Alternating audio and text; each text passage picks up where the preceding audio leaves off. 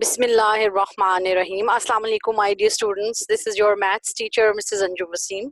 I hope you all are fine. I welcome you all to lecture number 17, Unit 6, Algebra, Mathematics, Class 8.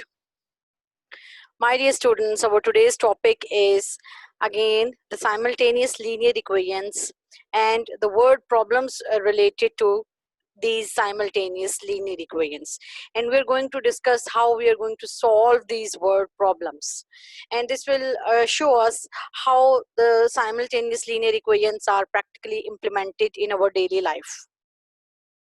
We will solve exercise 60, question number 3, 4 and 5 for this purpose. First of all, look at the statement of question number 3. The sum of two numbers is 148. Their difference is 40. Find the numbers. सबसे पहले statement को अच्छी तरह समझना बहुत जरूरी है. We have a question and we are not given the equations directly now. We have to formulate or construct the two equations ourselves according to the conditions given in the question. We have to see what is unknown, what we have to find. We have to find the numbers. Whatever we have to find, we will assume that let it be equivalent to some variable. We will name it let x and y. We have to find two numbers. The sum of two numbers is 148. तो यहाँ से हमें ये पता चला कि दो numbers हैं जिनका sum 148 और हमें वो दो numbers find करने हैं और उन्हीं दो numbers का difference 40 है. तो हम assume करेंगे let the first number be x and the second number be y. हम ये assumption कुछ और भी रख सकते हैं. x और y के अलावा कोई भी वेरिएबल फिक्स किया जा सकता है. इट इज नॉट नेसेसरी कि x और y ही रखा जाए, a और b भी रखा जा सकता है. r s u v what ever you want. तो मैं यहाँ पर x और y इज्यूम कर रही हूँ कि पहला नंबर x है और दूसरा नंबर y है. क्योंकि मैं नहीं जानती कि वो नंबर्स कौन से हैं, तो उस कहीं से स्टार्ट करने के लिए, इक्वेशंस को फॉर्मुलेट करने के लिए हमें उन अननोन्स को कोई नाम देना होगा. तो हम उन्हें नाम देते हैं x और y का. अगर वो दो नंबर्स x और y हैं तो उन दो नंबर्स का सम 148 है. So it means I can write it like x plus y is equivalent to 148 and their difference is 40. It means if I subtract x y from x, I can write x minus y is equal to 40. So these are the two conditions that are which are given to me in the question. ये दो शराइत हैं. ये उन दो numbers की ये शराइत है कि वो दो नंबर्स ऐसे होने चाहिए जिनका सम 148 हो और उनका डिफरेंस यानी उनको सब्ट्रैक्ट करें आपस में तो उनका सब्ट्रैक्शन का आंसर 40 आना चाहिए. सो इसको हम कहते हैं कंडीशंस. तो ये क्वेश्चन के अंदर गिवन होती हैं और इस कंडीशंस के मुताबिक हम बनाते हैं अपनी equation. So according to the condition हम ये मेंशन करते हैं अकॉर्डिंग टू कंडीशन जो जो जो स्टेटमेंट गिवन है वो x और y की फॉर्म में कैसी होगी.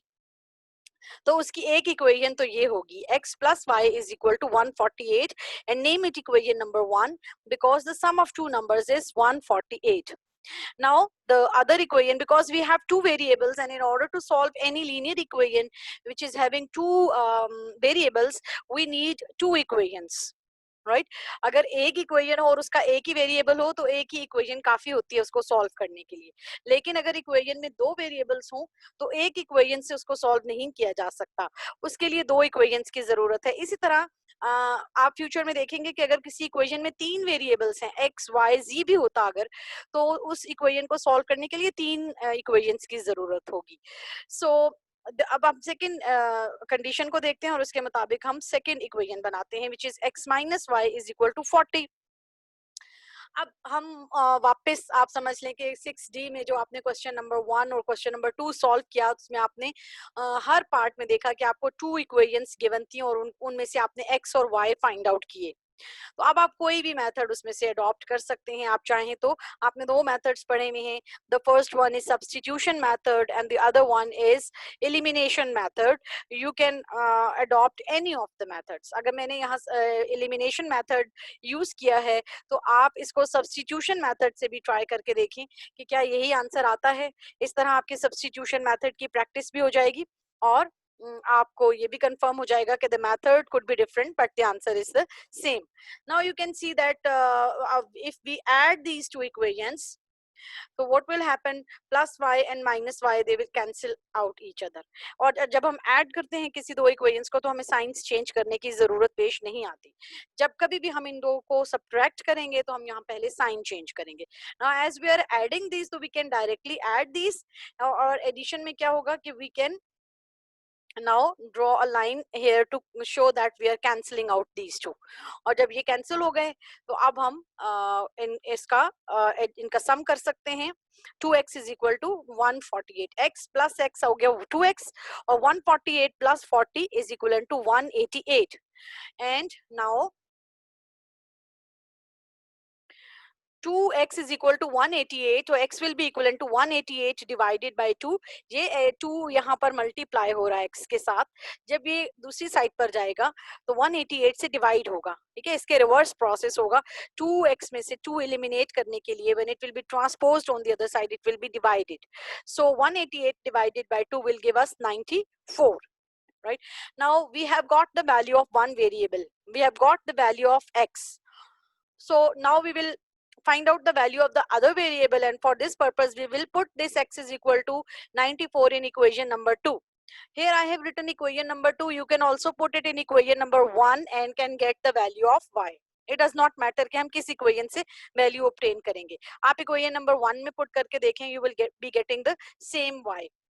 Here it is equation number 2 and I will be putting x is equal to 94 here like this, 94 minus y is equal to 40, and now I want the value of y, and y is having a minus sign with it. If I shift this y over here, this minus will be eradicated. ये खत्म हो जाएगा क्योंकि minus जब इस तरफ, minus y जब इस तरफ जाएगा तो ये प्लस y हो जाएगा, और 40 जब इस तरफ आएगा तो सब्ट्रैक्ट हो जाएगा 94 माइनस 40। तो इस तरह डायरेक्टली हमारे पास y की वैल्यू आ जाएगी। दूसरा तरीका ये है कि आप माइनस y को यहीं रहने दें और 94 को यहाँ से यहाँ ले जाएं। It will become 40 minus 94, right, और माइनस y आ जाएगा। और उस सूरत में भी ये 40 minus 94 will be minus 54, minus और माइनस कैंसिल हो जाएंगे और y का आंसर आ जाएगा 54। तो इस वक्त मैंने क्या किया है कि 40 को इस तरफ शिफ्ट कर दिया और y को इस तरफ शिफ्ट कर दिया, तो इस तरह ये बन गया 94 minus 40 is equal to y। y का माइनस कहाँ गया, क्योंकि y इस तरफ शिफ्ट हुआ है इसलिए इसका माइनस प्लस बन गया है। इट इज 54 नाउ, डायरेक्टली 54 आ गया। अगर आप माइनस y को इधर ही रहने दें और 40 माइनस 94 इस साइड पे करें, राइट साइड पे, तो वो आ जाता माइनस 54, और माइनस ये माइनस कैंसिल हो जाते, तब भी y 54 ही आता, राइट। और x और y क्या हैं, नंबर्स हैं, ये वो नंबर्स हैं जो हमने एज्यूम किए थे। सो इट मींस क्वेश्चन में ये तो नहीं कहा गया था कि find out the value of x and y, question तो ये था कि find out the numbers, right. x और y हमने खुद एज्यूम किए हैं, इसलिए हम वर्ड्स में अब इसका आंसर मेंशन करेंगे। Therefore the required numbers are 94 and 54, right. And you can check out कि क्या ये आंसर हमारा करेक्ट है या नहीं। उन्होंने क्या कहा था कि sum of these two numbers should be equivalent to, देखें हमारी जो लास्ट स्लाइड है स्टेटमेंट में, देखें sum of these numbers should be 148 and the difference should be 40, right. So अब आप देखें आपके पास जो नंबर आए हैं दोनों को आप ऐड करें, 94 and 54, the sum is 148 and their difference is 40. 94 minus 54 is 40. So you can also check your answer कि क्या ये जो आंसर हमने फाइंड आउट किया है according to our statement of the question, क्या ये करेक्ट भी है या नहीं, क्या ये वही दो नंबर्स हैं जिनका सम 148 बनता है और इनको सब्ट्रैक्ट करें तो आंसर 40 आता है, राइट। इसी तरह क्वेश्चन नंबर 4 में स्टेटमेंट देखते हैं। 6 tables and 4 chairs cost rupees 580 and 5 tables and 2 chairs cost rupees 350. Find the cost of each table and chair. ठीक है, there are 6 tables and 4 chairs, और कंबाइंड उनको जब परचेज किया गया है तो उनकी कॉस्ट बनी है 580 रुपीज, और इसी तरह 5 टेबल्स और 2 चेयर्स को जब परचेज किया गया तो उसकी कॉस्ट बनी है 350 रुपीज। हमें 1 टेबल और 1 चेयर की प्राइस फाइंड करनी है। सो इट मीन्स के कॉस्ट ऑफ 1 टेबल और कॉस्ट ऑफ 1 चेयर ये हमें इज्यूम करना चाहिए पहले। तो जो जो पहले जिसकी बात हो रही है वो टेबल है, तो हम पहले टेबल को ही चूज कर लेते हैं और पहला वेरिएबल x ही ले लेते हैं। So let the cost of first value, the table, the cost of 1 table is x rupees। हम x ही यहाँ लिखेंगे, लेकिन आपको अपने जहन में ये रखना चाहिए क्योंकि ये कॉस्ट है तो ये x का मतलब है whatever इसका जो आंसर आएगा वो रुपीज होगा। फॉर एग्जांपल इसका आंसर 30 आता है, 50 आता है, 40 आता है, तो वो उतने रुपीज होंगे, right. And the cost of 1 chair will be equivalent to y। y means y is something in rupees because it is cost, right. Now see, अगर किसी एक चीज की कॉस्ट x रुपीज है, लेट अस से अगर numbers में मैं आपसे कहूँ कि एक टेबल 100 रुपीज का है, तो दो टेबल्स कितने के होंगे, तो आप 100 को 2 से मल्टीप्लाई कर देंगे। तो अगर मैं आपसे कहूँ कि 6 टेबल्स कितने के होंगे, तो आप 6 को 100 से मल्टीप्लाई करके बताएंगे कि 600 के होंगे। अगर मैं आपसे कहती हूँ कि cost of 1 table is x, तो कॉस्ट ऑफ 6 टेबल्स कितनी होगी, it means you will multiply this 6 with this x, right. So जिस तरह आप 6 को 100 से मल्टीप्लाई करते हैं, इसी तरह आप 6 को x से भी मल्टीप्लाई करेंगे। So we can see the cost of 6 tables will be 6x and the cost of 6 chairs will be equivalent to 4 chairs will be equivalent to 4y। 6 और 4 कहाँ से आए हैं, यहाँ क्वेश्चन से। 6 tables and 4 chairs. So 6 tables, एक table की price है x, तो 6 टेबल्स की हो गई 6x। एक चेयर की प्राइस है y, इज्यूम की हमने, और तो 4 चेयर्स की हो जाएगी 4y। इन दोनों को, जब इन दोनों की कॉस्ट कंबाइन हुई, इन दोनों को कंबाइन परचेज किया गया, तो इनकी टोटल कॉस्ट बनी है 580। इट मींस के 6x plus 4y will be equivalent to 580। इस तरह हमने ये जो इक्वेशन नंबर 1 है, ये इस फर्स्ट कंडीशन, इसको मेंशन करेंगे कि according to the condition it is the first equation, 6x plus 4y is equal to 580, equation number 1। अब इसी तरह जब आप सेकंड इक्वेशन फॉर्मुलेट करेंगे तो आप देखें 5 टेबल्स एंड 2 चेयर्स, वो बिल्कुल सेम पैटर्न पे बनेगी। 5 tables mean 5x and 2 chairs mean 2y. So 5x and means plus, दोनों चीजों को आप परचेज करें, plus 2y is equal to 350। तो अब देखेंगे नेक्स्ट जो हमारी इक्वेशन है वो बिल्कुल इसी तरह से बनी है। Cost of 5 tables is 5x and cost of 2 chairs is 2y and 5x plus 2y is 350, equation number 2। अब आप देखें कि बिल्कुल क्वेश्चन हमारा क्वेश्चन नंबर 1 और क्वेश्चन नंबर 2 की तरह हो गया, जिसमें इक्वेशंस गिवन है और हमें x और y की वैल्यू फाइंड आउट करनी है। और अब मैं इसके नीचे इक्वेशन नंबर 1 लिखती हूँ, राइट, जो लास्ट स्लाइड में हम ऑलरेडी बना चुके हैं। 6x plus 4y is equal to 580, equation number 1।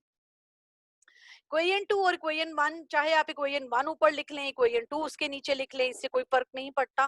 Basic हमारा ऑब्जेक्टिव ये होता है कि किसी भी एक वेरिएबल को हमें इस तरह से कट आउट करना है, कैंसिल आउट करना है। कैंसिल आउट वो तब हो सकते हैं जब उनके कोफिशिएंट सेम हो।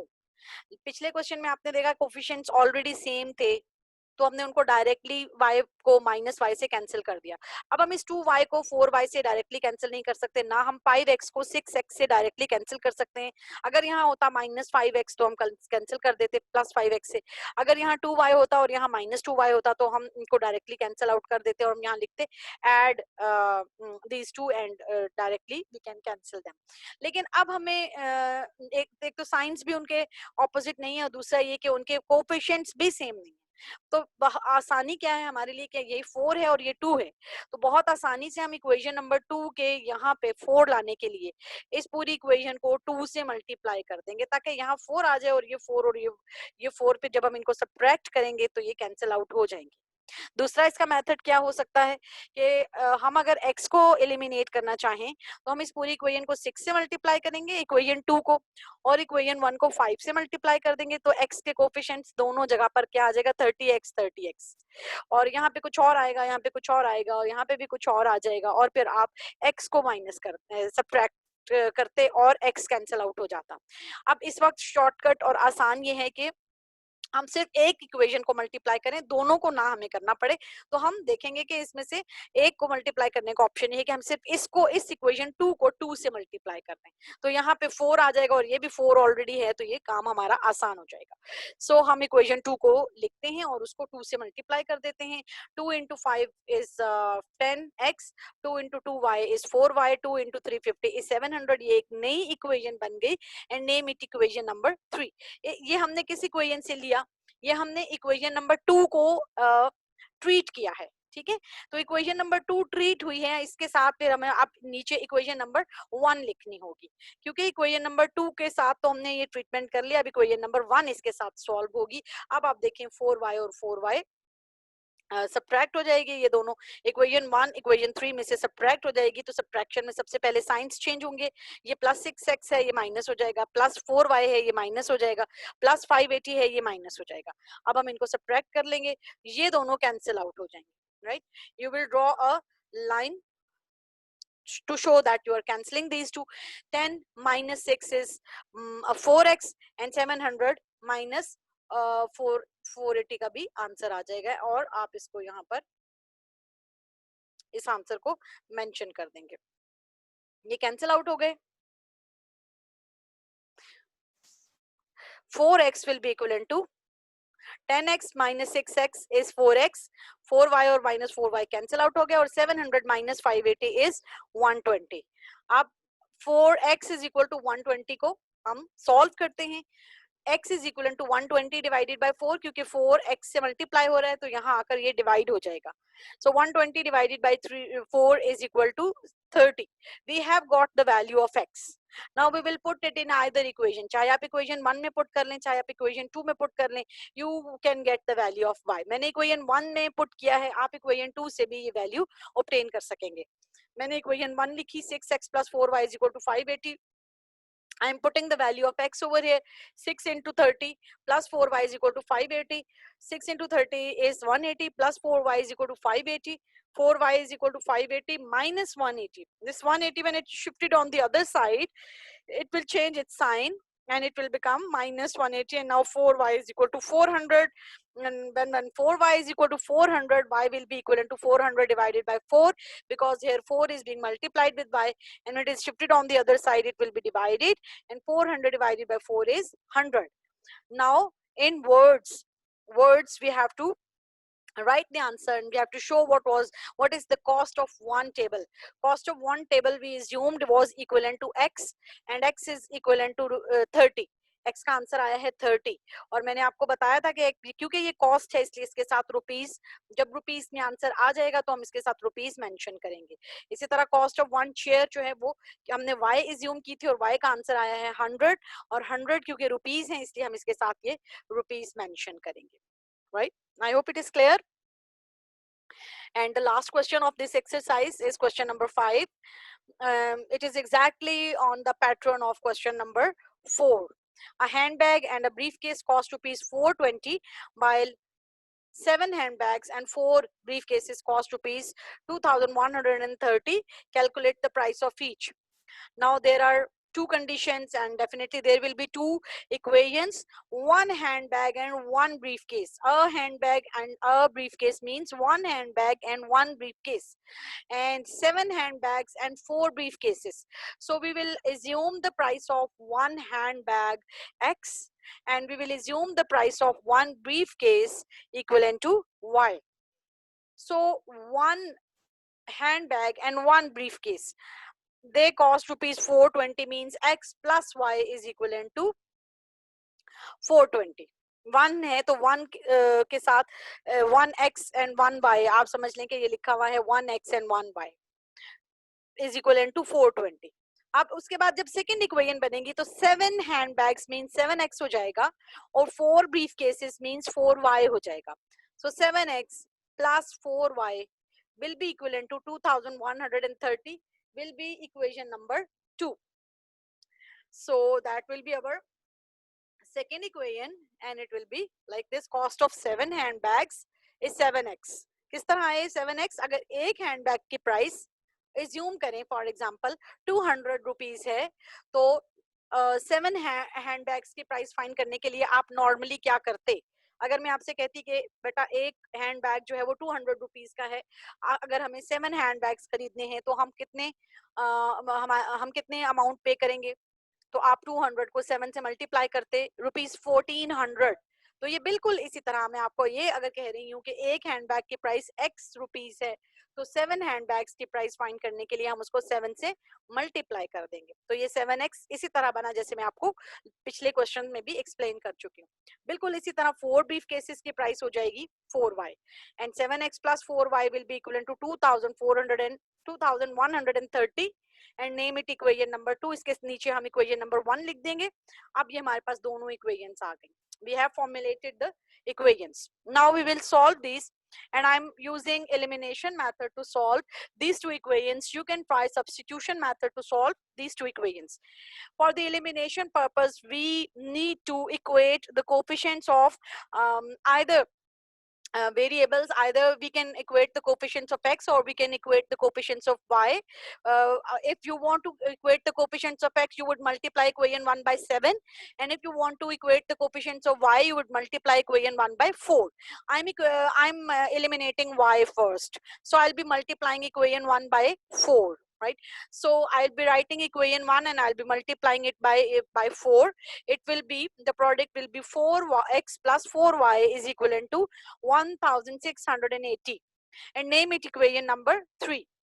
Now it's a new equation and we have constructed it from equation number 1. So we will write equation number 2 just under it, and we will see now that 4y and 4y can very easily be eliminated if we subtract equation 2 from equation 3, or if we subtract equation 3 from equation 2. इससे फर्क नहीं पड़ता कि equation 3 ऊपर लिखें या equation 2 ऊपर लिखें।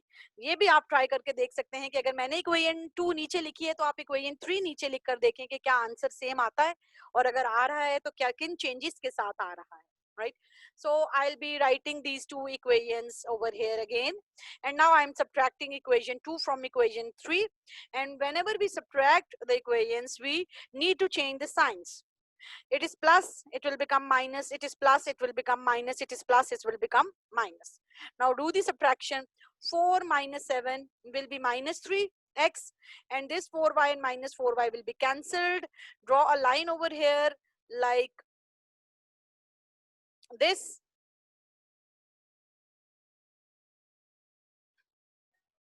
to show the cancellation. And now 160 minus 2130 is minus 450, क्योंकि ये minus 2130 बड़ी वैल्यू है तो इसलिए यहाँ माइनस आया। अब इस माइनस और माइनस को भी आप कैंसिल कर देंगे, और you can draw line on the edges like this. They are cancelled, and now we are left with 3x is equal to 450, and now x will be equivalent to 450 divided by 3, and it will be equivalent to 150 after cancellation. Now we will put the value of 150, x is equal to 150 in equation number 1. You can also put in equation number 2. Here it is equation number 1, as it is a simple equation, so that's why I'm choosing equation number 1, because it's having brief calculations. 150 plus y is equal to 420, x is 150. We have found the value of x. Now 150 will be shifted over here and it will become minus 150. So 420 minus 150 will be equivalent to 270. So x was handbag. The cost of one handbag, which was equivalent to x. So x, we have got the value of x is equivalent to 150. So it is rupees 150. And cost of one briefcase was y, and y is equivalent to 270. So as it is a cost, it is the price, so it means the price is 270 rupees. I hope all the questions are clear, and you have to write down all these 3 questions on your neat copy and practice them. Thank you, girls. Allah Hafiz, have a nice day.